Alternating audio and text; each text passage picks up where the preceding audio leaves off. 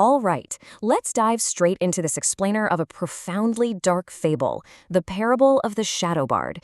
Today, we are stepping right into the shadows, and for this journey, I'll be your guide, actually speaking as the Shadow Bard himself to reveal exactly how I rewrote the void.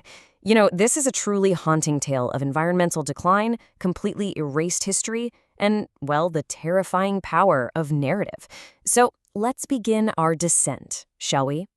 Now consider the artifact that actually made all of this possible, the key of abandoned prayer. See, while the rest of the world pitifully sought salvation as their light faded, I didn't look to the heavens. No, instead, I found this key sitting right at the very edge of the void. And it wasn't forged from steel or magic, but literally from the cold silence of an abandoned prayer. It's a pretty chilling concept when you think about it, weaponizing the absolute absence of hope to unlock something entirely new. So, that exact key unlocked a realm known as the Uncanny Valley, and this provided my vital rebellion. It allowed me to slip into this completely decaying metaphysical space as easily as a secret slipping through a cracked door. And let me tell you, as I walked through it, the absolute environmental decline was just suffocating. We're talking twisted, failing landscapes that perfectly mirrored the decay of the world above, just waiting quietly at the threshold of the void. Which brings us to Act 1, the threshold of conformity. You see, every true rebellion needs a boundary to cross, right? And this started at the massive, rusted iron gate that stood squarely in my way. On one side, you had the Lore Keeper, basically a walking symbol of social conformity. I just watched him desperately cling to his fading historical records, trying so hard to document a dying truth. But on my side, the Vital Rebellion. I completely rejected his social conformity and his totally feudal history. Instead, I chose to step directly into the mist to forge a terrifying, brand new reality. Because honestly, why document a dying world when you can just sculpt a new one? Moving on to Act 2, the Scavenger's Macabre Overture. Deep within the heart of this decline, we completely ignored the why of the world's destruction. Instead, we focused entirely on the how of its reimagining. Because how exactly do you build a new world from absolute rot? Well, the architect began the Scavenger's Overture. It's gruesome, but first, he tuned his viol directly to the frequency of dying breaths.